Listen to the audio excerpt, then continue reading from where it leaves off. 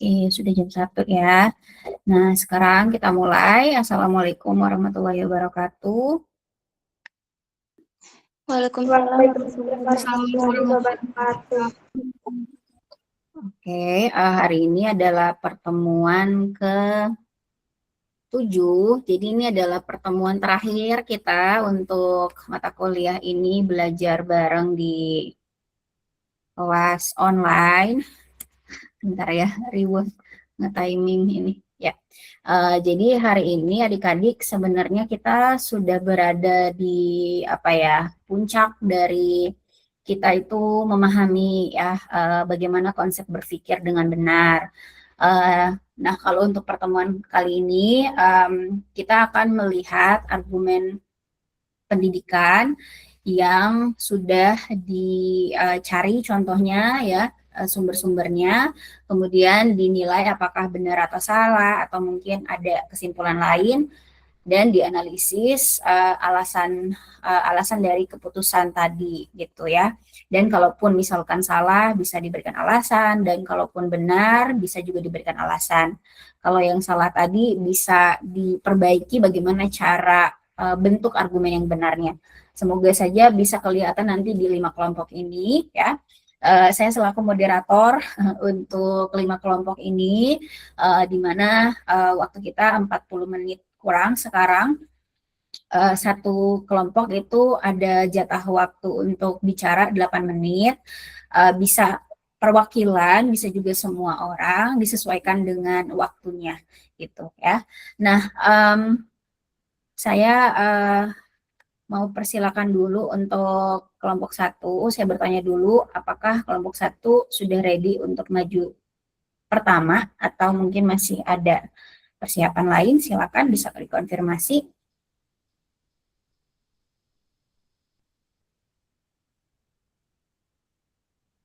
Jadi kalau dari anggota kelompoknya ini ada beberapa orang, mungkin bisa ada perwakilan, apakah mau skip dulu atau pas dulu?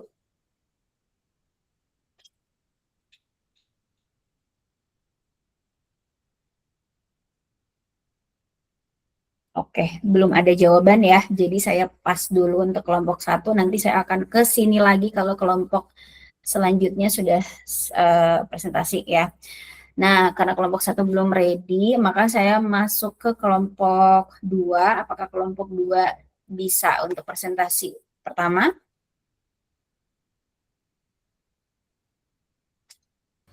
Bisa, Ibu.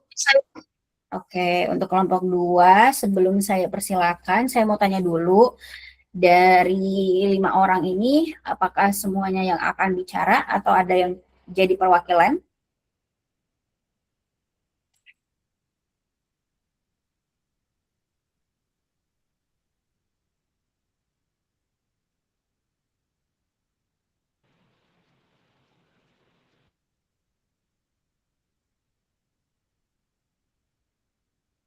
Izin jawab Ibu, semuanya Ibu. Oke, semuanya ya.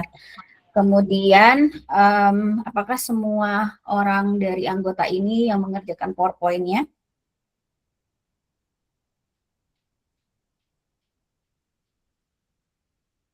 Kalau ada yang tidak mengerjakan juga tidak apa-apa, bisa kasih tahu, biar nanti nilainya berbeda.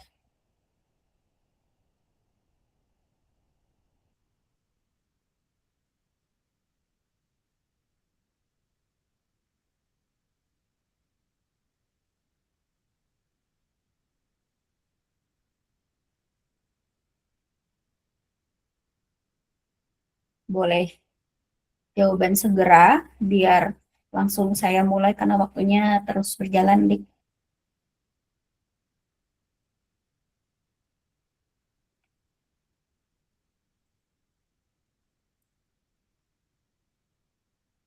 Kelompok lain ketika saya tanya bisa langsung siap juga dengan jawaban ya. Jadi kalau ada rasa tidak enak ataupun tidak faktor-faktor lain, sesuaikan saja dengan apa yang kalian lakukan kemarin. Bagaimana kelompok 2?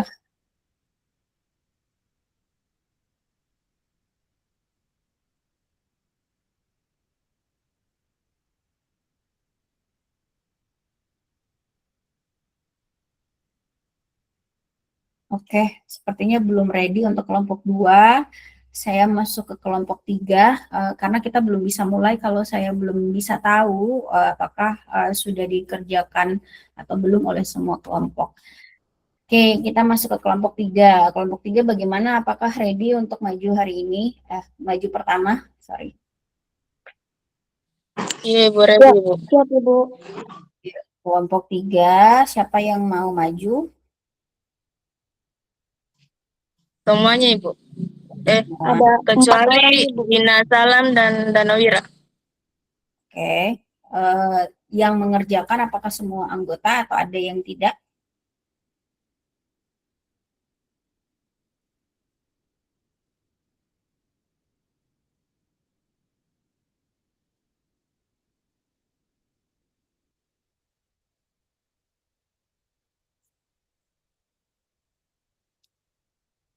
Jawabannya harusnya sih gampang ya, tidak perlu dihitung. Gimana? Izin Ibu, kalau untuk PPT-nya saya yang bikin, Ibu, yang lainnya cari materi. Oke, berarti semua ya, apa namanya, terlibat. Oke, karena kelompok 3 sudah ready dengan tadi sudah terjawab pertanyaan 2 pertanyaan tadi, saya persilakan kepada kelompok 3 untuk presentasi, waktunya 8 menit. Oke, bismillah. Terima kasih banyak atas kesempatannya, Ibu. Assalamualaikum warahmatullahi wabarakatuh. Selamat siang, teman-teman. Di sini kami dari kelompok 3 ingin membahas tentang analisis argumen mengenai apakah manusia pada dasarnya egois berdasarkan pandangan filsaf Thomas Hobbes. Nah, sebelum itu kita harus tahu siapa sih itu Thomas Hobbes. Jadi, Thomas Hobbes itu adalah seorang filsaf asal Inggris yang terkenal dengan pemikirannya tentang sifat dasar manusia dan kehidupan sosial. Oke, langsung aja kita masuk ke pembahasannya. Ya, di sini ada pertanyaannya adalah apakah manusia pada dasarnya egois? Jadi menurut Thomas Hobbes, manusia secara alami cenderung egois dan selalu bertindak demi kepentingan dirinya sendiri, terutama untuk bertahan hidup. Artinya dalam kondisi alami, manusia lebih mengutamakan keselamatan dan keuntungan pribadi dibandingkan orang lain. Nah, baik, untuk penjelasan selanjutnya akan dilanjutkan oleh teman saya, yaitu Nirmala Sari. Dipersilahkan.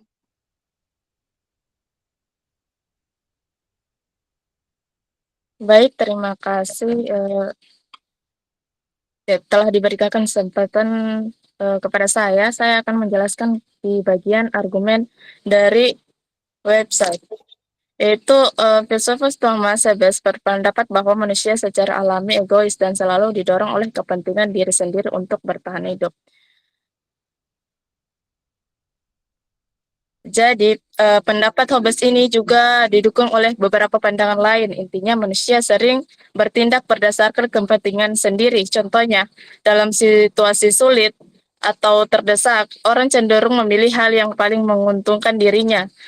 Hal ini menunjukkan bahwa sifat egois memang ada, tapi memang ada dan cukup kuat dalam diri manusia. Jadi tidak heran kalau dalam kehidupan sehari-hari kita sering melihat orang lebih mementingkan diri sendiri. Nah, di bagian analisis argumen, yaitu bagian yang tidak sepenuhnya benar, yang mana pernyataan manusia itu selalu egois. Alasannya itu di sini menjelaskan bahwa pendapat Hobbes itu ada benarnya, tapi memang manusia punya naluri alami untuk bertahan hidup. Naluri ini membuat kita ingin mencari keamanan, kenyamanan, dan keuntungan untuk diri sendiri. Misalnya kita misalnya kita belajar supaya sukses, bekerja supaya punya penghasilan, atau menghindari bahaya supaya tetap selamat. Banyak keputusan yang kita ambil juga sering didasarkan pada yang terbaik untuk diri kita. Jadi sifat egois itu memang bagian dari manusia kita. Baik, penjelasan selanjutnya akan dilanjutkan teman saya, yaitu Safina. Baik, kita masuk di kesimpulan analisis.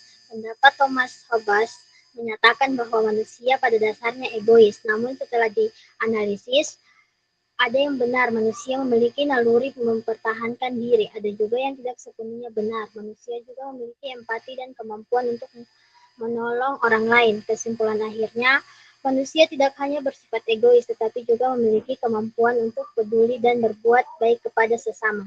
Baik, materi selanjutnya akan dilanjutkan oleh teman saya, Syifa. Baik, terima kasih. Di sini saya akan melanjutkan materi dari teman saya. Di sini ada contoh dalam kehidupan nyata. Beberapa tindakan manusia menunjukkan sifat alkulturistik, misalnya relawan yang membantu korban bencana alam, orang yang mendonorkan darah untuk menyelamatkan orang lain, serta masyarakat yang saling membantu tanpa mengenal satu sama lain. Hal ini menunjukkan bahwa manusia memiliki kemampuan untuk peduli dan bekerja sama dalam kehidupan sosial.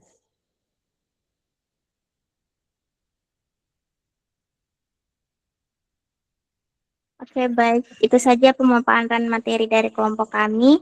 Saya kembalikan kepada Ibu. Oke, terima kasih untuk kelompok 3. Masih ada waktu 3 menit lebih. Apakah ada yang mau ditambahkan? Izin Ibu, tidak ada Ibu.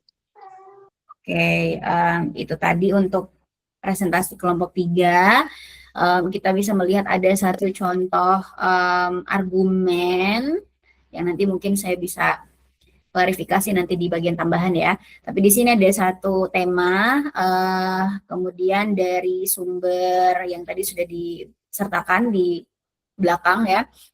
Kemudian tadi sudah dinilai apakah benar atau salah ataupun ada kesimpulan lain, dan kalau misalkan salah tadi diberikan alasannya atau letak salahnya di mana, dan benarnya bagaimana versinya gitu ya.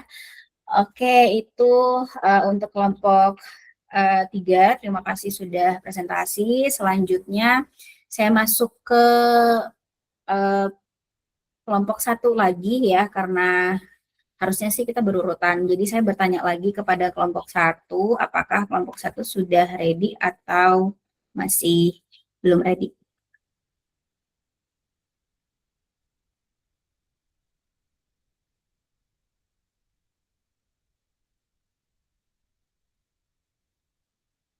Oke, tidak ada jawaban ya. Nah, selanjutnya saya masuk ke kelompok 2. Tadi ada yang ke pending pertanyaan saya, bagaimana untuk kelompok 2, apakah ready untuk maju?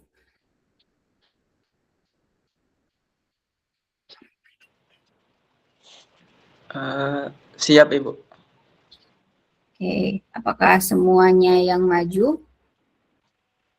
Iya, Bu, semuanya yang maju, Bu. Apakah semuanya terlibat dalam mengerjakan PPT atau ada yang tidak? Yang buat PPT Jennifer, Ibu, yang lain cari materi. Oke, berarti semua terlibat ya.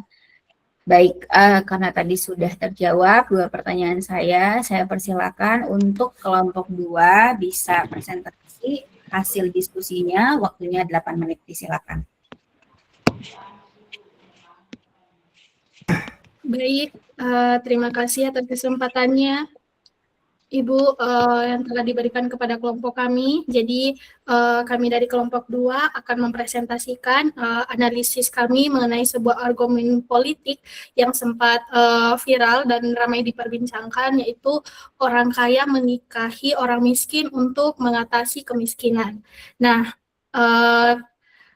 ya, ide ini tuh terangkat dari keresahan sosial di Indonesia, di mana kemiskinan itu masih menjadi masalah besar. Secara filosofis, kami ingin membedah apakah gagasan ini logis dan bisa jadi solusi nyata, atau hanya sekedar wacana. Nah, dalam kehidupan politik dan sosial ini sering muncul berbagai pendapat atau argumen tentang cara mengatasi masalah masyarakat termasuk kemiskinan. Salah satu pernyataan yang pernah menimbulkan perdebatan adalah gagasan bahwa orang kaya menikahi orang miskin itu dapat membantu mengatasi kemiskinan. Pernyataan ini kemudian dianalisis secara filosofis untuk melihat apakah argumen tersebut benar atau tidak berdasarkan logika dan realitas sosial. Baik, selanjutnya akan dijelaskan oleh teman saya.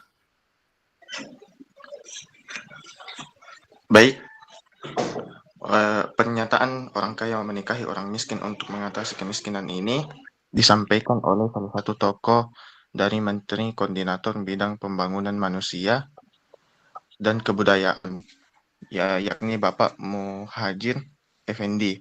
Nah, yaitu mengemukakan gagasan bahwa pernikahan antara orang kaya dan orang miskin itu dapat menjadi salah satu cara untuk memutus rantai kemiskinan. Nah, kronologi pernyataannya itu, pernyataan tersebut dia sampaikan di sebuah acara pemerintahan pada tahun 2020 ketika membahas kemiskinan di Indonesia. Nah, dalam pidatonya ia mengusulkan bahwa Menteri Agama saat itu agar ada semacam fatwa atau anjuran perkawinan lintas status ekonomi. Nah, di situ ia mengatakan, Mbok, disarankan sekarang dibikin Pak Menteri, dibuatkan saja fatwa bahwa ada yang miskin itu wajib cari yang kaya cari yang miskin. Nah, menurutnya itu jika orang miskin menikah dengan orang miskin maka berpotensi untuk melahirkan keluarga miskin yang baru, sehingga kemiskinan itu sulit diputus. Namun kemudian dia menjelaskan sesaat setelah ia mengatakannya bahwa gagasan tersebut bukanlah kebijakan yang wajib, melainkan hanya sebuah saran atau sebuah intermezzo dalam pidatonya. Selanjutnya disampaikan oleh teman saya.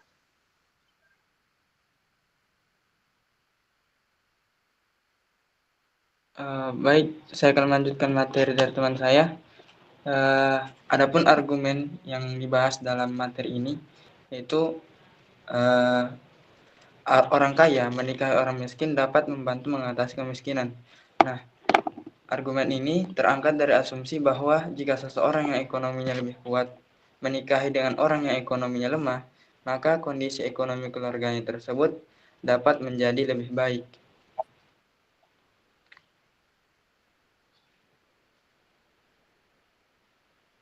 Kemudian dalam analisis filsafatnya, sosial dan politik, sebuah argumen harus diuji melalui logika, fakta, sosial, dan keadilan sosial. Secara logis, gagasan ini memang memiliki niat yang baik, yaitu mencoba memutus rantai kemiskinan melalui hubungan sosial antara kelas ekonomi yang berbeda. Namun, kalau dalam teori sosialnya itu, kemiskinan adalah masalah struktural yang biasanya disebabkan oleh faktor seperti pendidikan, kesempatan kerja, dan kebijakan negara.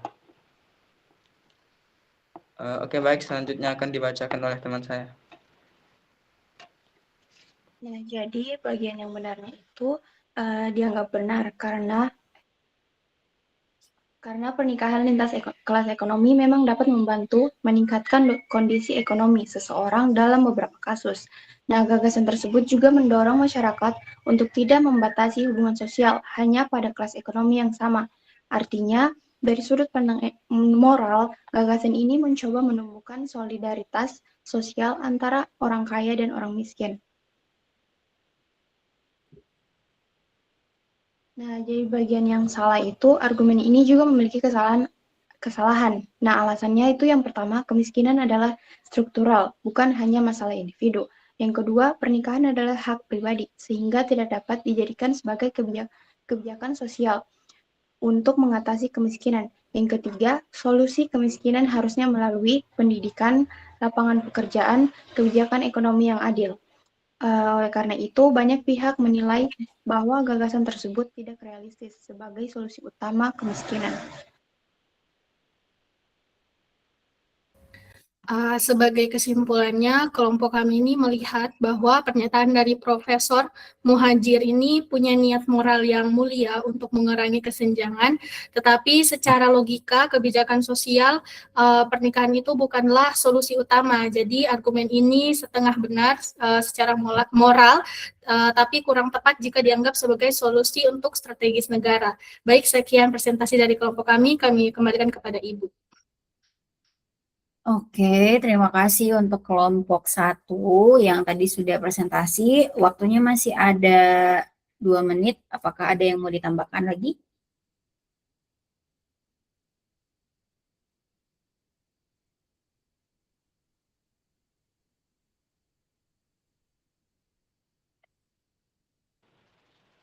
Kami Tidak ada rasa ya? sudah cukup.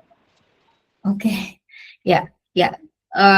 Karena tidak ada berarti seperti itu untuk kelompok satu hasilnya ya kita bisa lihat tadi ada satu contoh argumen yang berbeda dengan kelompok sebelumnya yaitu kelompok 3 tadi ya. Kemudian tadi sudah dinilai, kemudian sudah dianalisis juga dan sudah disimpulkan juga tadi ya. Oke, terima kasih untuk kelompok satu. Selanjutnya kita beralih ke kelompok sorry, tadi bukan kelompok satu ya, mohon maaf.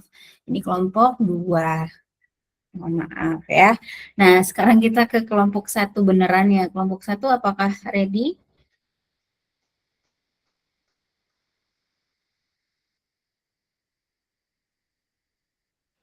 Siap, Sepertinya, Ibu. oke. Karena waktunya tinggal berapa nih? 20 menit kurang. Oke, untuk kelompok satu, sebelum saya persilakan, saya tanya dulu pertanyaan pertama, apakah semuanya akan presentasi atau ada yang jadi perwakilan?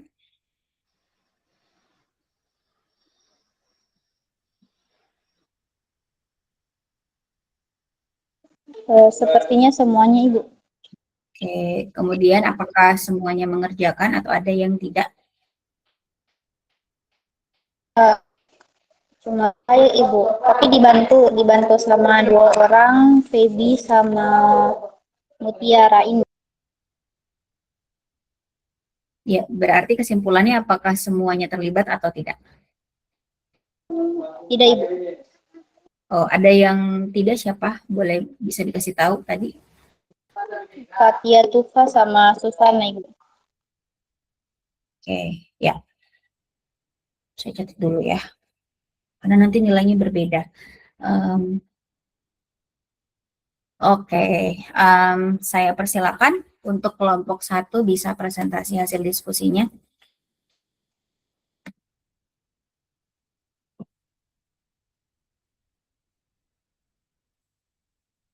Waktunya 8 menit ya, silakan. Baik, di sini saya akan mempresentasikan hasil kerja kelompok dari kelompok 1, yaitu peran filsafat dalam membentuk cara berpikir guru, bimbingan, dan konseling di sekolah.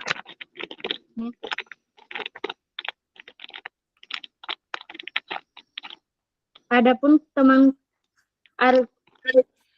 argumen tersebut menyatakan bahwa filsafat berperan sebagai landasan dasar yang membentuk berbagai aspek cara berpikir guru. BK meliputi pemahaman tentang hakikat manusia yang menjadi dasar melihat dan menangani masalah siswa, penentuan tujuan dan nilai-nilai menjadi arahan dalam pelaksanaan layanan BK. Pemilihan metode dan pendekatan kerja yang konsisten dengan paradigma yang dianut serta pembentukan prinsip etika profesional yang mengatur tindakan keputusan guru BK secara keseluruhan. Argumen ini mengemukakan bahwa tanpa landasan filsafat, cara berpikir dan praktik guru BK akan kurang konsisten, tidak memiliki arahan yang jelas, dan berpotensi tidak sesuai dengan esensi bantuan yang harus diberikan kepada siswa.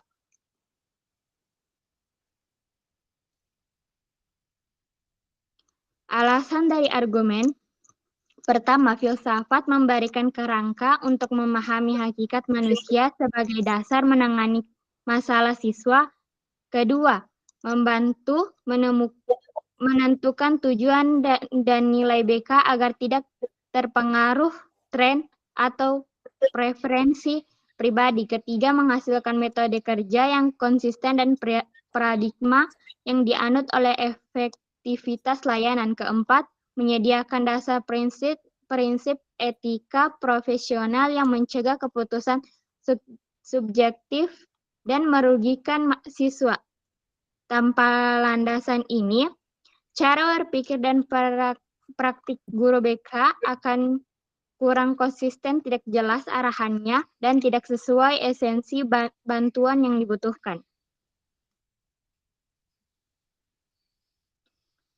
Latar belakang, guru bimbingan dan Guru bimbingan dan konseling BK di sekolah memainkan peran penting dalam mendukung pertumbuhan siswa.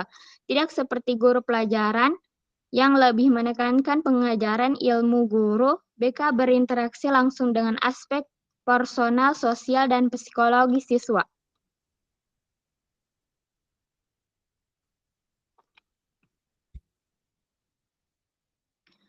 Namun realitas di lapangan masih terdapat banyak konselor sekolah yang sepenuhnya mengerti bagaimana filsafat memengaruhi pola pikir dan tindakan mereka.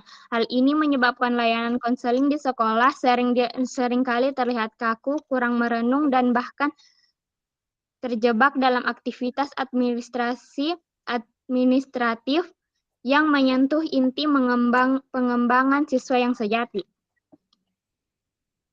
Baik, selanjutnya akan dibacakan oleh teman saya.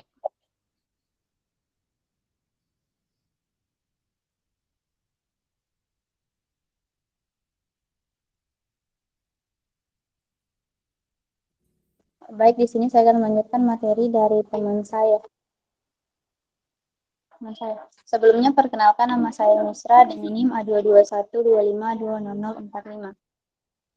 Nah, di sini meskipun dilihat dari latar belakangnya, meskipun banyak penelitian yang membahas tentang teknik konseling atau model-model bimbingan, studi yang secara khusus mengkaji pengaruh unsur-unsur dari filsafat seperti ontologi, epistemologi, dan aksiologi terhadap pola pikir guru BK dalam aktivitas sehari-hari di sekolah masih sangat terbatas.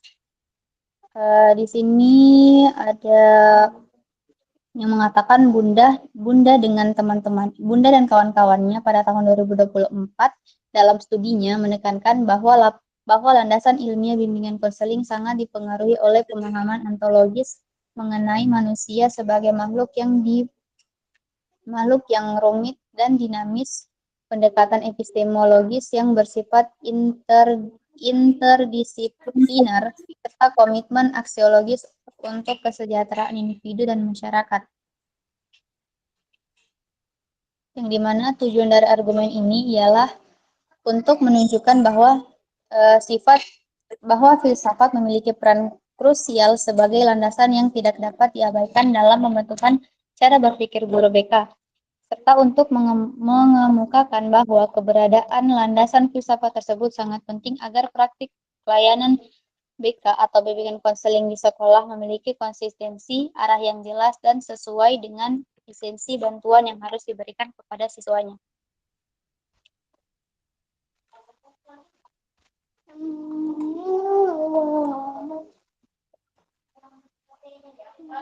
Argumen di mana analis argumennya bahwa filsafat berperan dalam membentuk cara berpikir guru bimbingan dan konseling atau BK di sekolah adalah benar dan dapat dipertanggungjawabkan secara filsafat serta logika.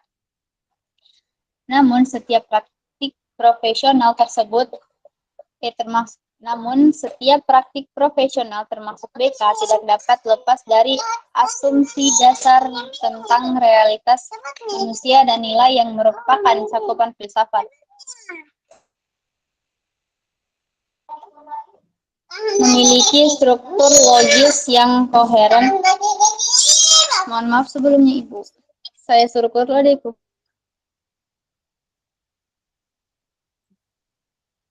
Waktunya tinggal 1 menit lebih lagi. Mungkin kalau misalkan bisa disingkat, silakan. Iya, Bu. Kemudian yang adapun sisi positif atau bagian yang benar di mana satu berfokus pada pendekatan humanis, preventif dan solutif yang di mana memandang sebagai individu yang membutuhkan bimbingan bukan hukuman.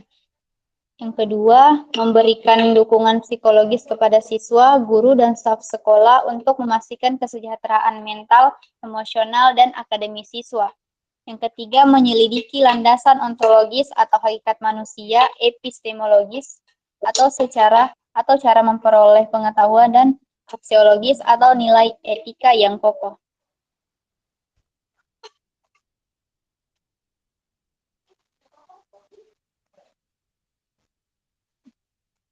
Next, Ibu, bagian sisi negatif.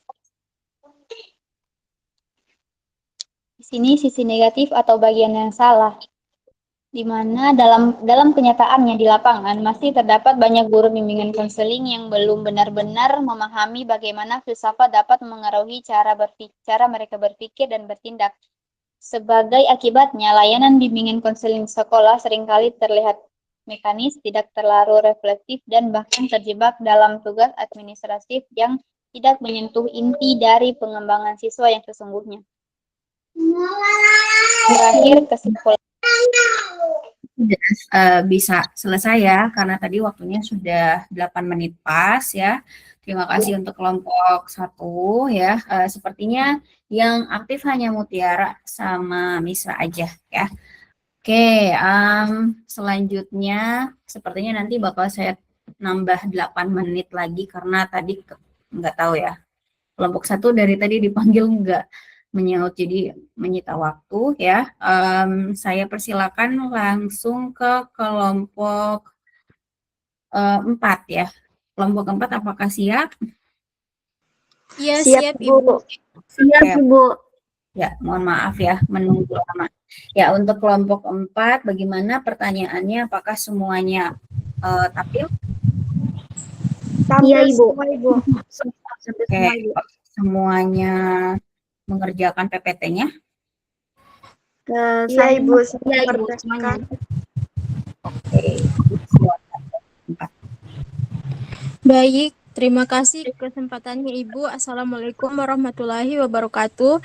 Perkenalkan, saya dari kelompok 4. Di sini saya akan memperkenalkan nama-nama dari teman saya. Yang pertama Rusmaya Yulfani Amana, Revina Putri, Regita Kurniawololi, dan saya sendiri Ulansari. Di sini kami mengambil topik yang sering dibahas sekarang, yaitu tentang Teskep. Teddy tegaskan MBG tidak kurangi program dan anggaran pendidikan. Selanjutnya akan dijelaskan oleh teman saya. Baik, terima kasih. Di sini saya akan menjelaskan tentang latar belakang program makan bergizi gratis atau MBG yang dicanangkan pemerintah pada masa Prabowo Subianto bertujuan meningkatkan kualitas sumber daya manusia melalui pemenuhan gizi bagi siswa. Menurut Teddy Indra Wijaya, program ini tidak mengurangi anggaran pendidikan karena dana pendidikan tetap dialokasikan 20% dari APBN dan berbagai program pendidikan tetap berjalan. Nah, isi dari argumen tersebut yaitu dari pernyataan tersebut adalah penjelasan pemerintah bahwa program makan bergizi gratis atau MBG tidak mengurangi anggaran pendidikan. Pemerintah menyatakan bahwa anggaran pendidikan tetap sebesar 20% dari APBN dan berbagai program pendidikan tetap berjalan seperti bantuan pendidikan, pembangunan sekolah, renovasi sekolah, serta meningkatkan kesejahteraan guru. Selain itu, pemerintah juga menambah program baru seperti sekolah rakyat dan pengembangan pembelajaran digital. Namun, di sisi lain terdapat pernyataan dari pihak DPR yang menyebutkan bahwa dalam dokumen APBN, dana untuk program MBG tercantum dalam pos anggaran pendidikan. Hal ini menimbulkan perdebatan mengenai apakah program tersebut benar-benar tidak mempengaruhi anggaran pendidikan atau sebenarnya menggunakan sebagian dari anggaran pendidikan. Selanjutnya akan dijelaskan oleh teman saya.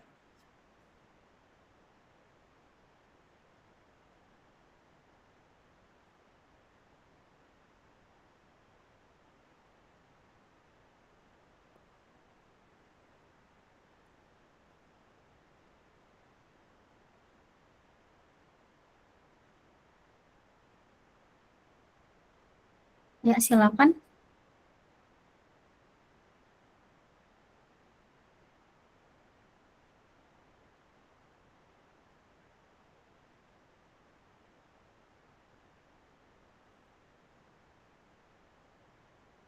Waktunya tinggal 5 menit lagi.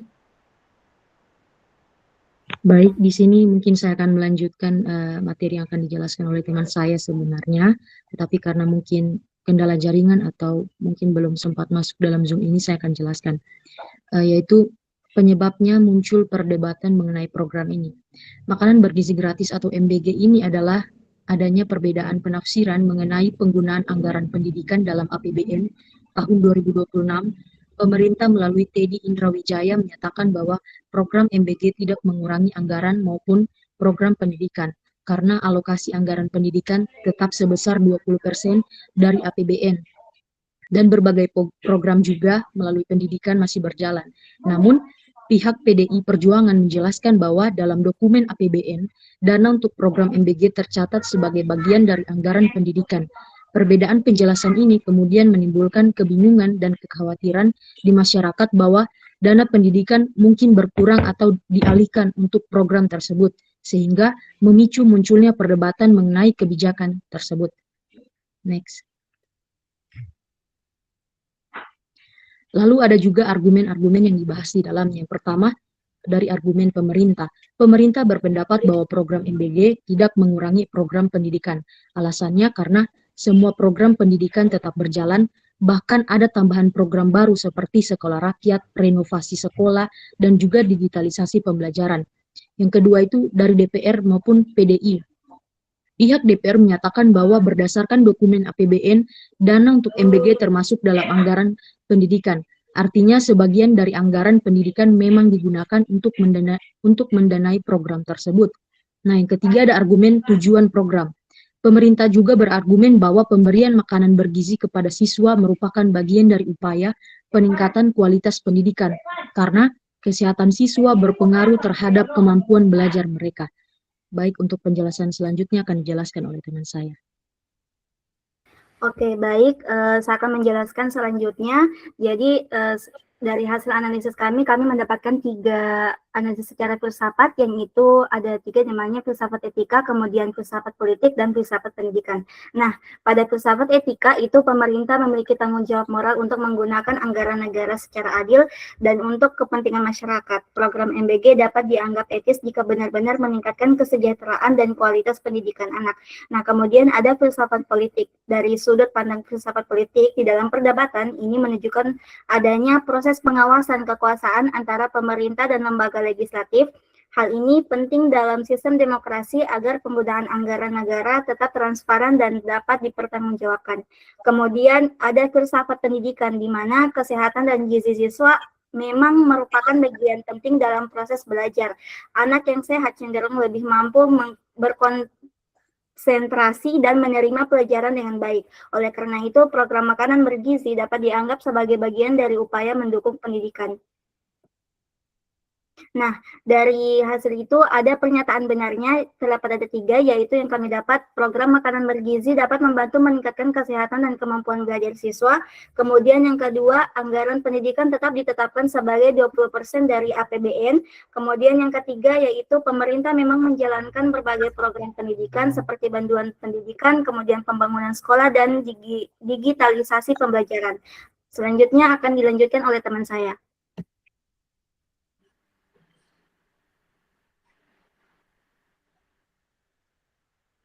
Next. Oke, baik. Saya akan melanjutkan materi dari teman saya, di mana pernyataan salahnya yang pertama yaitu pernyataan bahwa MBG tidak terkait dengan anggaran pendidikan diperdebatkan, karena dalam dokumen APBN disebutkan bahwa dana program tersebut masuk dalam pos anggaran pendidikan. Yang kedua yaitu perbedaan penafsiran antara pemerintah dan DPR menunjukkan bahwa informasi mengenai penggunaan anggaran belum sepenuhnya dipahami secara sama oleh semua pihak. Next. Oke, yang terakhir yaitu kesimpulan, di mana perdebatan mengenai program makan bergizi gratis menunjukkan adanya perbedaan pandangan tentang penggunaan anggaran pendidikan. Nah, pemerintah menilai program tersebut sebagai bagian dari upaya meningkatkan kualitas sumber daya manusia dan tidak mengurangi program pendidikan lainnya. Sementara itu, sebagian pihak berpendapat bahwa program tersebut tetap menggunakan sebagian dari dana pendidikan. Oleh karena itu, diperlukan transparansi dan penjelasan yang jelas agar masyarakat dapat memahami kebijakan tersebut secara objektif. Baik, saya tutup. Sekian presentasi dari kami. Terima kasih. Saya kembalikan ke Ibu. Terima kasih untuk kelompok 7 ya, waktunya pas 8 menit. Selanjutnya masih ada waktu 1 menit, tapi saya tambahkan, jadi saya ngambil waktu tambahan saya ya untuk kelompok terakhir. Last but not least ya, untuk kelompok 5. Apakah kelompok 5 ready? Ready, Bu. Oke, apakah semuanya maju? Iya, iya Bu. Iya, Ibu. Apakah semuanya mengerjakan PPT-nya? Iya Bu, tapi idam yang kerja PPT Bu. Sebagian cari materi. Idam ya, oke. Ya, disilakan untuk kelompok 5, waktunya 8 menit. Oke, baik. Assalamualaikum warahmatullahi wabarakatuh. Perkenalkan, saya Dila, NIM A221-2530-132. Di sini kami akan membahas tentang materi pembatasan penggunaan AI instan untuk siswa SD hingga SMA. Nah, adapun teman-teman saya yaitu Yovita Ardana, kemudian Idam, Moh Idam, dan Michelia Alba, kemudian ada Husnul Hafiza. Nah, langsung saja ke latar belakang. Jadi, perkembangan teknologi digital, khususnya artificial intelligence AI, telah membawa perubahan besar dalam dunia pendidikan. AI dapat membantu siswa dalam mencari informasi, membuat ringkasan, hingga membantu proses belajar secara lebih cepat.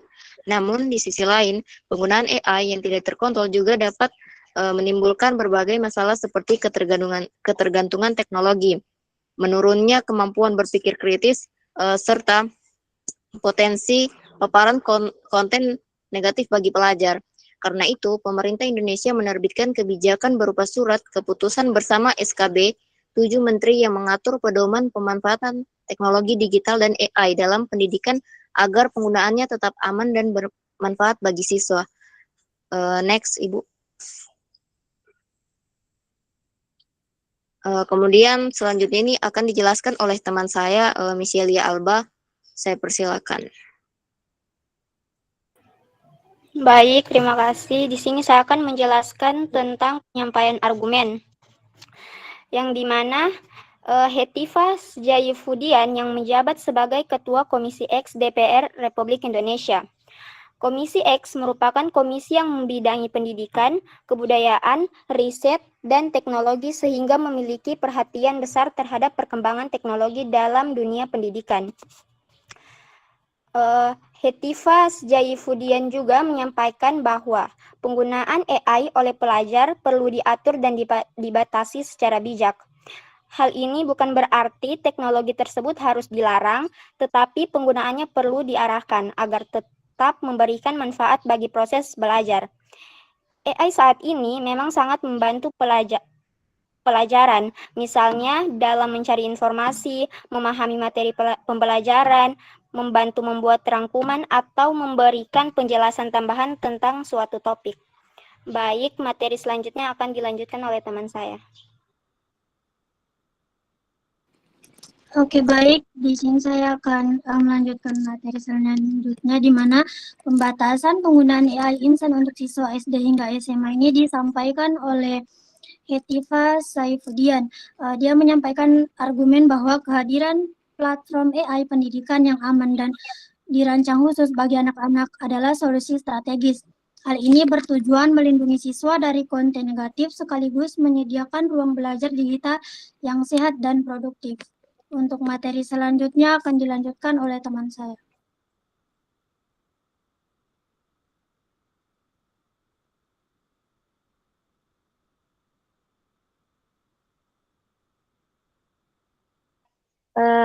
Baik, di sini saya akan melanjutkan pada bagian analisis argumen.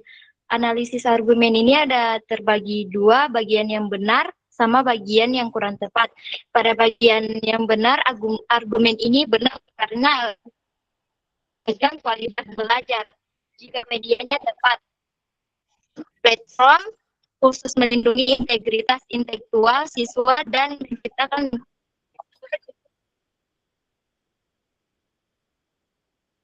hubungan dan argumen ini kurang tepat jika pembahasan justru menghambat eksplorasi siswa. Selain itu, kebijakan ini sulit ditetapkan merata karena kesenjangan akses teknologi antar sekolah, tergantungan tinggi pada literasi digital guru dan orang tua. Selanjutnya akan dilanjutkan teman saya.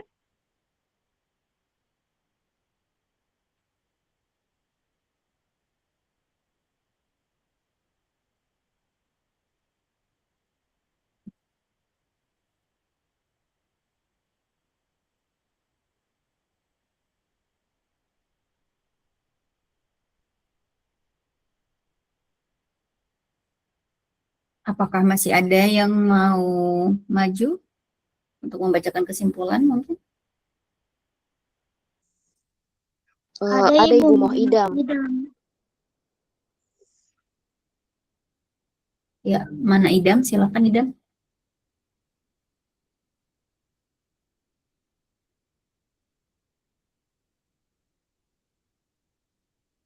Waktunya tinggal 2 menit lagi.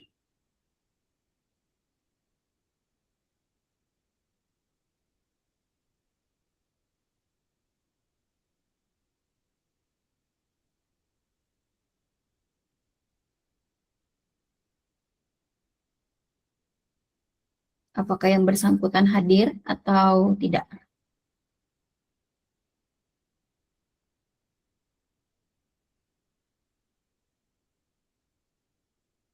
Tadi hadir, Ibu.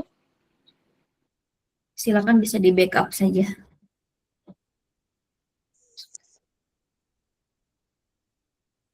Oke, baik. Jadi karena teman saya mungkin ada kendala jaringan, jadi di sini saya dapat simpulkan bahwa secara filosofis argumen pembatasan AI bukan untuk melarang teknologi, melainkan menjaga keseimbangan antara kemajuan digital dan kemampuan manusia. Platform AI yang aman adalah kunci menciptakan ekosistem belajar yang sehat dan mendukung siswa. Baik, itulah pemaparan yang dapat kami paparkan. Selanjutnya saya berikan ke moderator, yaitu Ibu. Terima kasih. Oke. Ya, terima kasih untuk kelompok 5 tadi yang sudah presentasi ya hasil diskusinya ya. Mohon maaf adik-adik, saya tadi tidak bisa juga memberikan sesi tanya jawab karena sudah melewati waktunya. Jadi saya tambahkan saja sekarang ya. Sebelum itu saya set timer dulu biar saya juga nggak kebablasan.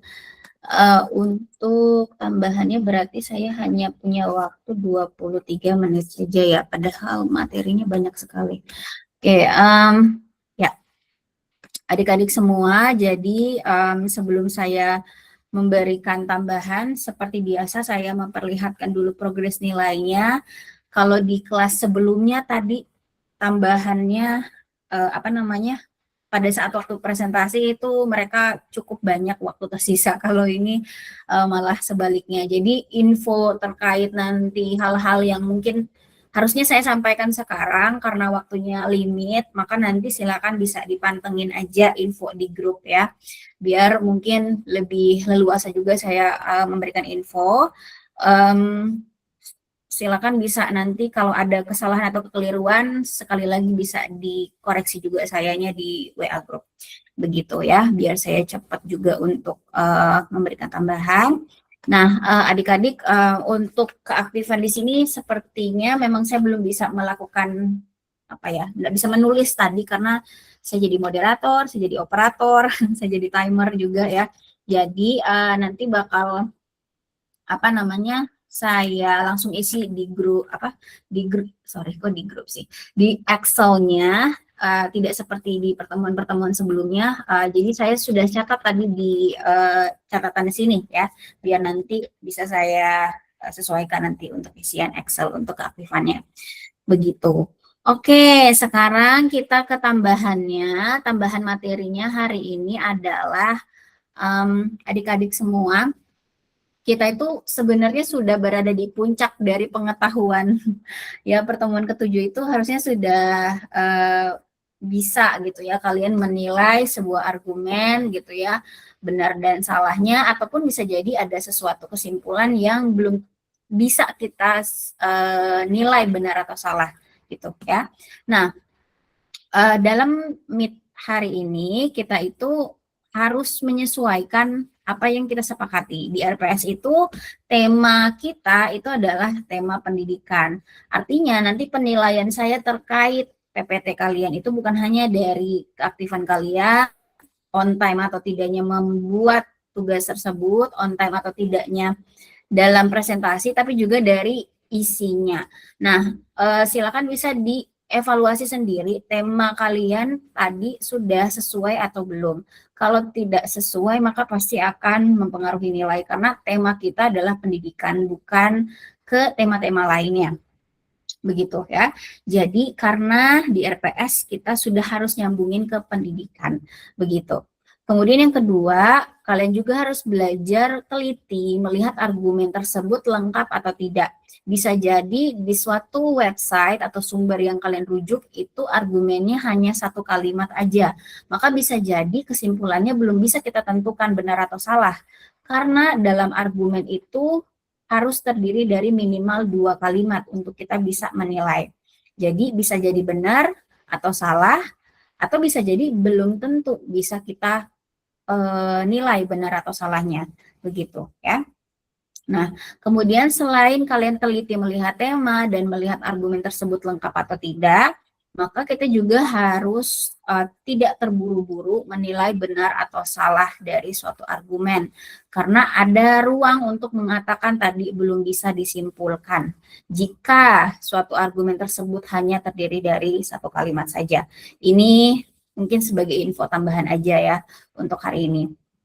Nah, saya akan menilai langsung dari kelompok yang sudah memberikan tugasnya duluan, karena saya itu tidak bisa menilai semua kelompok karena waktunya yang terkumpul itu tidak memungkinkan saya. Jadi saya tidak sesuaikan dari urutan maju, tetapi saya sesuaikan dari urutan yang mengumpulkan. Gitu ya. Jadi kalau kalian lihat di sini PPT saya nanti bakal saya share di Google Drive sekali lagi gitu ya untuk kalian bisa baca apabila tambahan saya tidak mencukupi waktu gitu ya. Nah, saya mulai dari kelompok 2 nanti, kemudian ini nanti saya akan bahas kayaknya hanya satu kelompok saja karena waktunya terbatas ya. Kemudian ada kelompok 3 ya, karena kelompok 2 tadi itu dikumpulnya di jam 7 malam, jadi masih bisa saya nilai walaupun tengah malam saya baru tidur gitu ya. Kemudian untuk yang kelompok 3 juga sudah, karena juga hampir mirip-mirip berdekatan di jam 7 malam. Kelompok berapa lagi ya? Yang ketiga itu kelompok 5 itu di pukul 8 malam. Nah, untuk 2 kelompok selanjutnya mohon maaf saya belum bisa memberikan penilaian di sini karena pengumpulan tugasnya sudah waktu tidur ya. Jadi tidak mungkin saya memaksakan diri saya untuk mengerjakan ini. Karena harusnya sih, ya itu tadi 5 kelompok itu harus ada waktu untuk melakukan analisa. Tidak bisa kita cepat melakukan analisa. Jadi untuk kelompok 4 dan kelompok 1 itu mungkin menyusul jawaban saya apakah benar atau salah dari argumen kalian. Mungkin bisa dilihat nanti update-annya di PPT yang mungkin nanti saya perbarui juga karena butuh waktu juga untuk menilai ya. Nah, jadi ketika saya melihat argumen kelompok 2 itu tidak serta-merta hanya saya langsung setujui apakah benar atau salah. Karena saya harus melihat juga untuk websitenya gitu ya, ternyata ada websitenya. Nah setelah itu baru saya lihat apakah dia sesuai tema atau tidak. Nah argumen ini sebenarnya tidak sesuai tema kita, yaitu tidak membicarakan tentang pendidikan. Yang dibicarakan itu adalah mengenai apa ini, kemiskinan ya,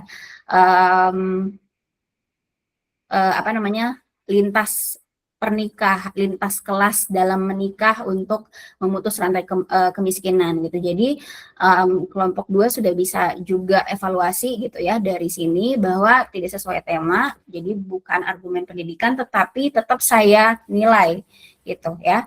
Nah, dari website yang tadi itu saya baca juga, kemudian saya dapat kesimpulan ini. Jadi kesimpulan ini adalah argumen saya yang tadi sudah saya sarikan.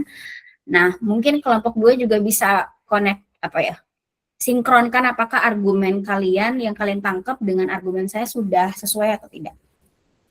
Nah, untuk argumen originalnya yang sudah saya baca tadi saya rangkum dan jadi satu paragraf.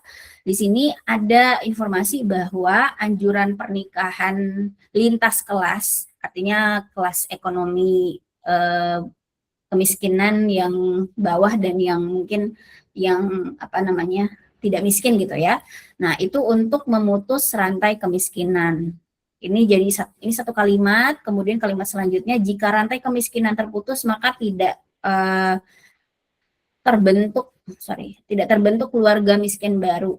Ini kalimat kedua, keluarga miskin yang tidak terbentuk menyebabkan angka kemiskinan nasional berkurang. Ini kalimat ketiga, oleh karena itu pernikahan lintas kelas yang dilakukan berguna dalam mengurangi kemiskinan nasional. Nah, meskipun ini tidak sesuai dengan tema pendidikan, tetapi dia sudah bisa dinilai karena dia terdiri dari beberapa kalimat, gitu ya. Nah, sehingga kita juga akhirnya harus menilai argumen itu, ya balik lagi konsisten dengan apa yang kita sudah bahas di pekan-pekan sebelumnya, bahwa berpikir filsafat itu kan berarti berpikir yang benar ya, yang bijaksana. Yang kita ketahui bahwa berpikir yang benar itu ada berpikir logis, rasional, dan ilmiah. Maka itu pun juga yang harusnya dipakai ketika kita menilai argumen apapun, yang harusnya sih argumen pendidikan gitu ya. Sehingga untuk menilai apakah argumen itu benar atau salah, ya kita tinggal tentukan apakah dia itu berada di ranah logis, rasional, atau ilmiah gitu. Nggak bisa kita campurkan dia benar atau salah, langsung kita bilang benar, atau kita langsung bilang salah. Tapi kita nggak tahu tuh apa sih yang kita bahas atau apa sih yang kita mau kritisi gitu ya, ranah berpikir mana. Harus jelas gitu, berpikir logiskah, rasionalkah, atau berpikir ilmiah. Nah, sehingga di sini pun juga harus saya bedakan gitu. Apakah argumen tadi benar secara logika atau tidak. Nah, untuk yang berpikir logis ya, di sini saya berikan kesimpulan ya, dia berpikir logis atau argumen tadi sudah sesuai dengan logika kalau kalian itu memberikan kesimpulan argumen yang seperti ini bentuknya. Kalau misalkan nanti dari ketika kalian baca argumennya itu berbeda dengan apa yang saya punya, bisa jadi kesimpulan logikanya bisa jadi ya, bisa jadi tidak, atau bisa jadi tidak dapat disimpulkan, tergantung argumen yang di analisis. Nah, kalau pakai argumen saya tadi, saya mengatakan bahwa dia itu sudah bisa dikatakan berpikir yang benar versi logikanya, karena ketika kita bedah dari beberapa kalimat tadi, kita itu sebenarnya bisa menggunakan aturan dari logika, yaitu kita coba pecah mereka menjadi beberapa premis. Nah, di sini saya tawarkan premis-premisnya biar argumen tadi itu ada bukti dia logis ya. Nah, untuk premis 1 di sini sedikit saya ubah biar kalimatnya itu lebih mudah dicerna. Saya pakai kata jika maka di sini ya untuk implikasi logika. Nah, premis 1, jika pernikahan lintas kelas dilakukan, maka rantai kemiskinan terputus. Ada elemen A dan ada elemen B di sini ya. Kemudian setelah itu kita lihat premis kedua. Premis kedua, jika rantai kemiskinan terputus, maka tidak terbentuk keluarga miskin yang baru. Ini elemen B saya tambahkan lagi jadi satu premis baru, kemudian dihubungkan ke gitu ya. Jika rantai kemiskinan terputus, maka tidak terbentuk keluarga miskin baru. Jadi ini yang elemen barunya, elemen C.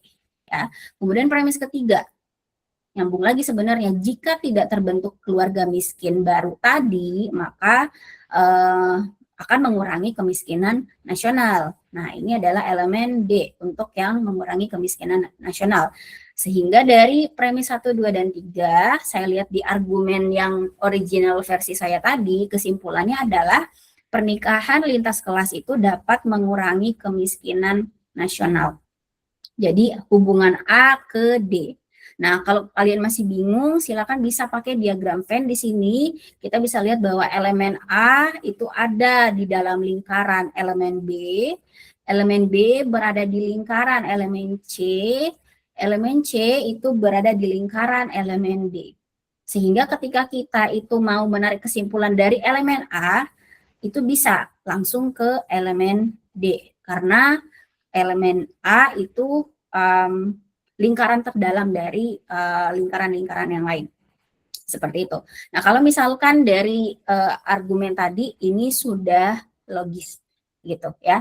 Nah, coba nanti adik-adik silakan lihat lagi apa yang kalian sudah analisa secara logis, apakah sudah ada atau belum. Kalau sudah ada, apakah misalkan sudah bisa kalian susun premisnya dan kesimpulannya.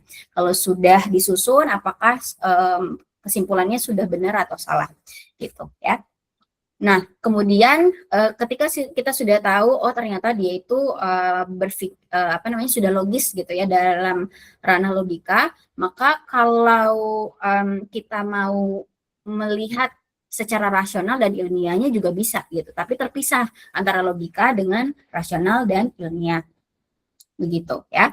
Nah, untuk pertanyaan apakah argumen tadi itu rasional atau tidak, saya setuju dengan kelompok 2 yang mengatakan bahwa tidak rasional. Karena apa? Di sini saya kasih alasan ya.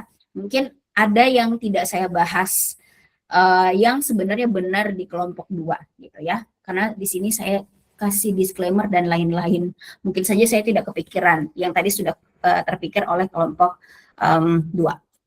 Nah, alasannya kenapa sih dia tidak rasional? Karena ya di sepanjang isi berita ketika kita lihat lagi tidak ada tuh bukti yang mendukung. Misalkan data BPS, kalau kalian lihat di website itu ada data BPS gitu ya, menyebutkan berapa persen sih warga miskin dari total warga Indonesia yang disebabkan dia miskin gara-gara nikah sama orang sesama miskin, ada nggak gitu ya datanya? Itu tidak ada gitu ya. Kemudian tidak ada juga data hubungan miskin ke pernikahan itu gitu ya.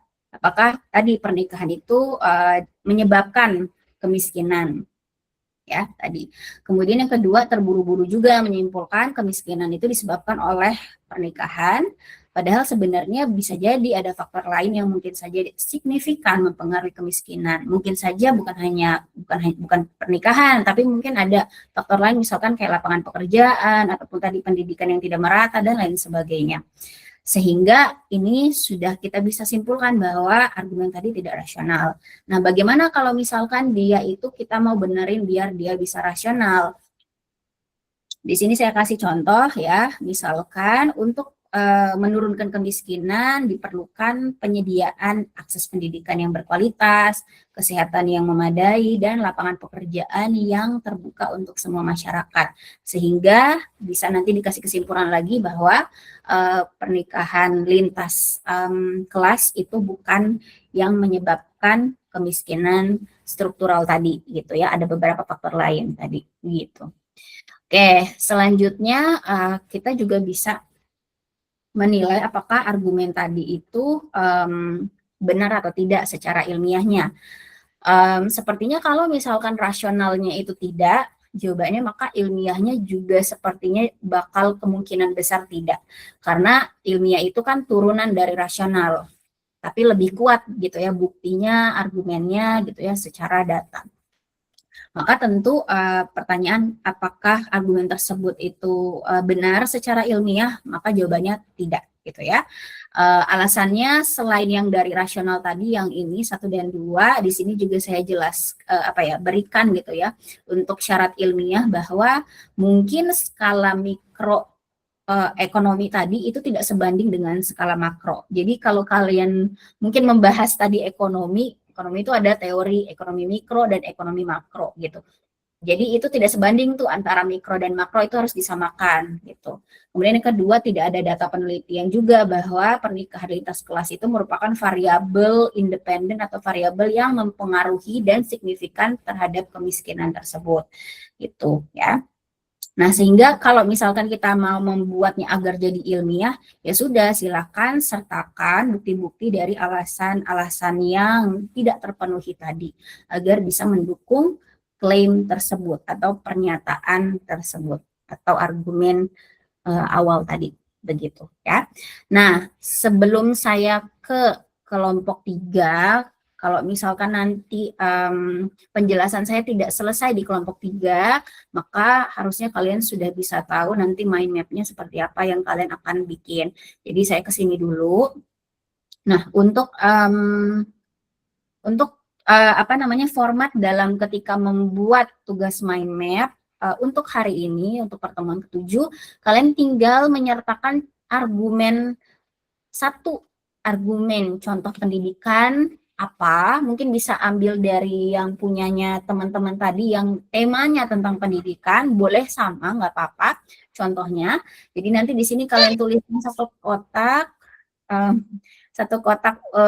apa namanya, judul ya, temanya tentang menilai argumen pendidikan, ya, menilai argumen pendidikan gitu ya. Kemudian nanti setelah itu coba kalian berikan contoh, bisa kalian bikin sendiri juga boleh, tapi bisa juga mungkin kalian dari contoh website yang sudah ada dari kelompok yang lain tentang tema pendidikan. Nah, setelah itu dari contoh ini, maka coba kalian nilai secara logika, rasional, dan ilmiahnya bagaimana.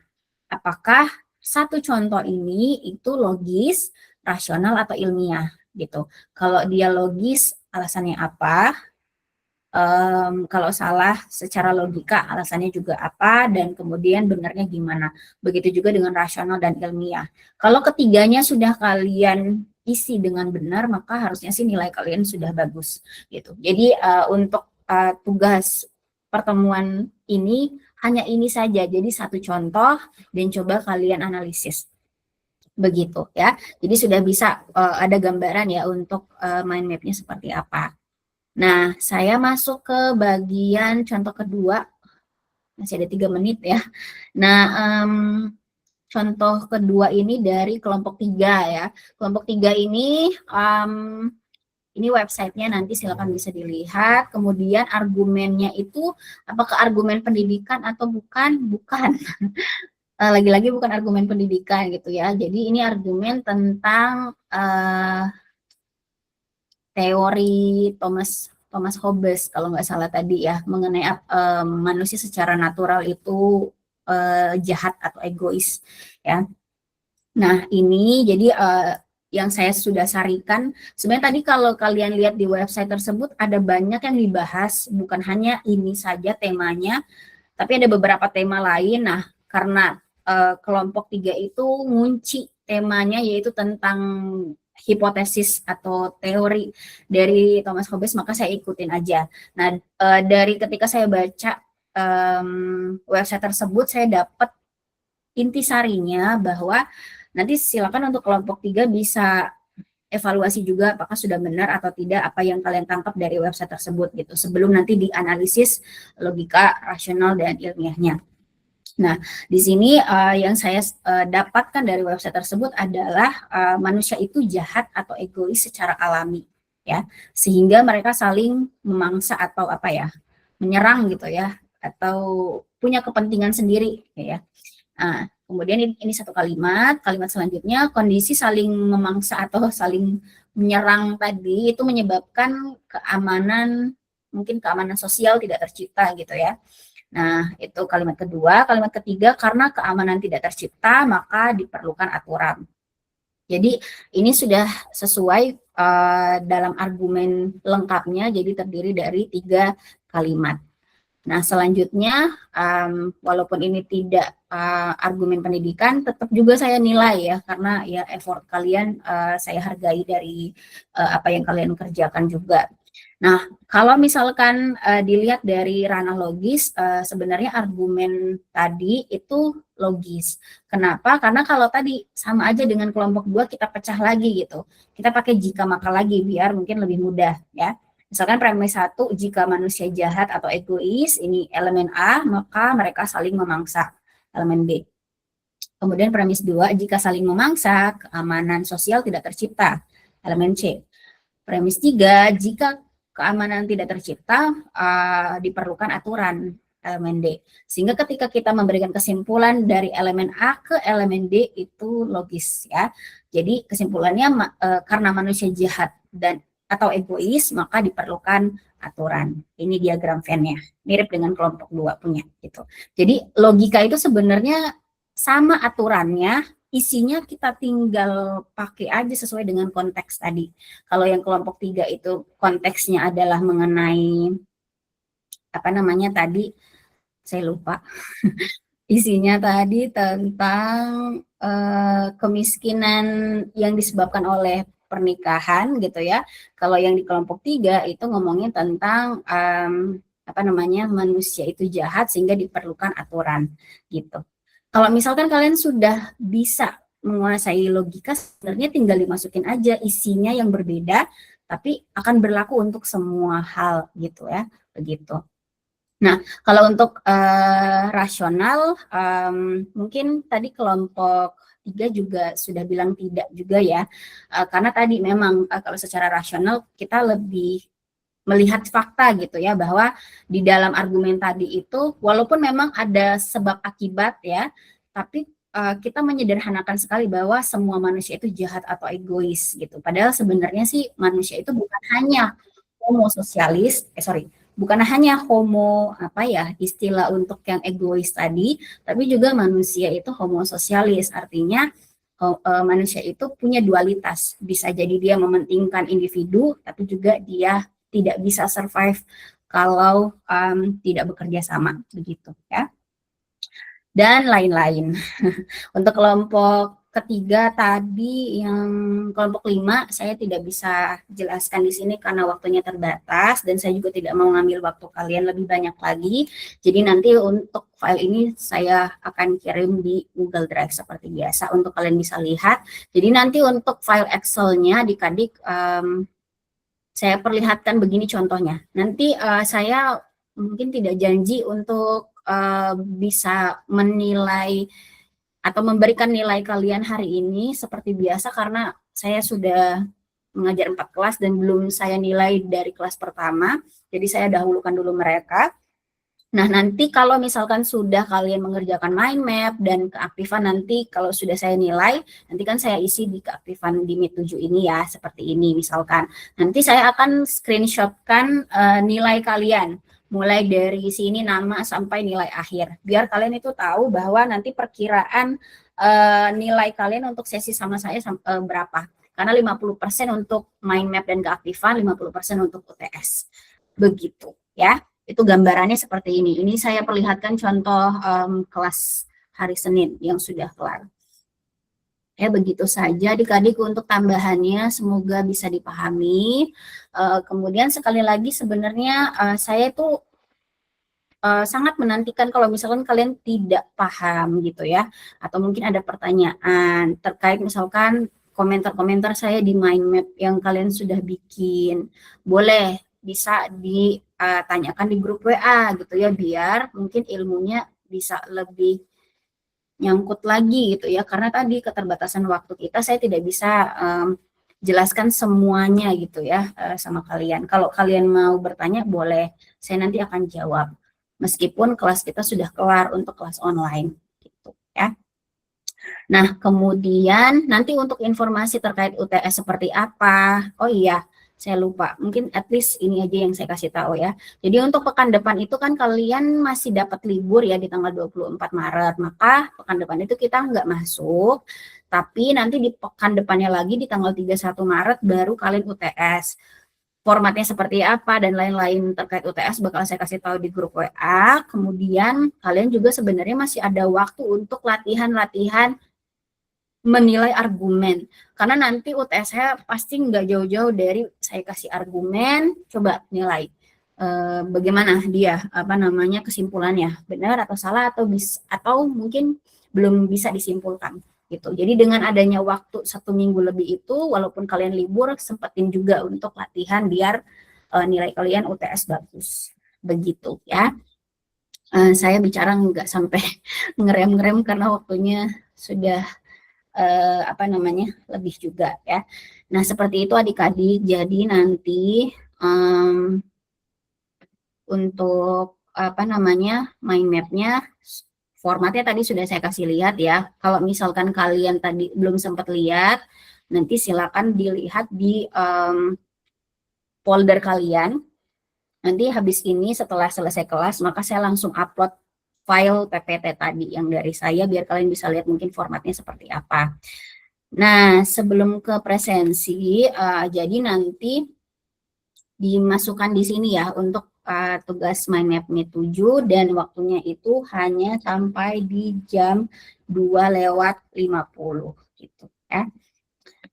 Nah, bagi adik-adik semua yang mungkin tugas mind mapnya belum ada yang belum misalkan belum ada gitu ya di pertemuan-pertemuan tertentu, saya akan buka akses ya untuk kalian yang belum gitu. Jadi silakan nanti pantengin aja info di grup WA. Begitu. Oke, tanpa berlama-lama lagi ya, saya mau isi presensi. Jadi tema hari ini adalah ini, menilai argumen pendidikan dari ranah logika, rasional, dan ilmiah. Begitu ya. Oke, saya mau presensi ya. Jennifer Teofani Maringka. Hadir Ibu. Revina Putri. Hadir Ibu. Atia Mutmainah. Hadir Ibu. Fatia Tufa. Tadi tidak hadir ya. Nirmala Sari. Hadir Ibu. Muhammad Idam. Andi Fadel Hadir Rabbani. Ibu. Hadir Ibu. Ya, kamu dari mana Idam ya? Oke, Jaringan Ibu. Ya. Hadir Ibu. Hadir. Oke, Jinan Sakina.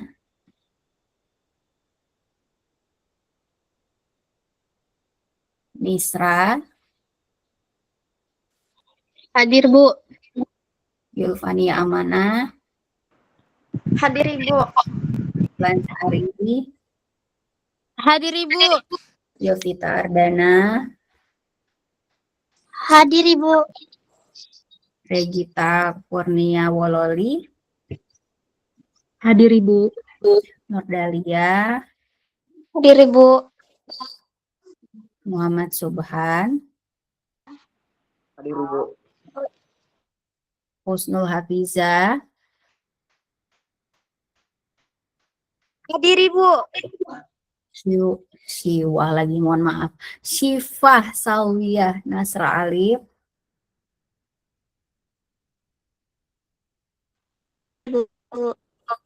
Ya. Terus Maya. Hadir Ibu. Mutiara Indah. Hadir Ibu. Safina.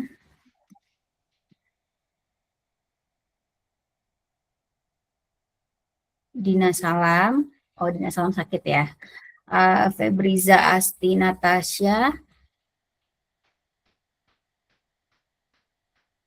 Umaira.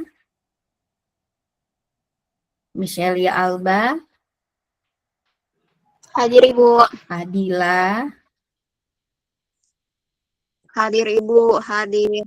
Oke, Susana.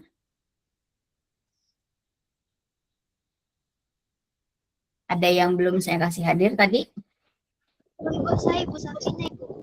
Safina. Selain Safina?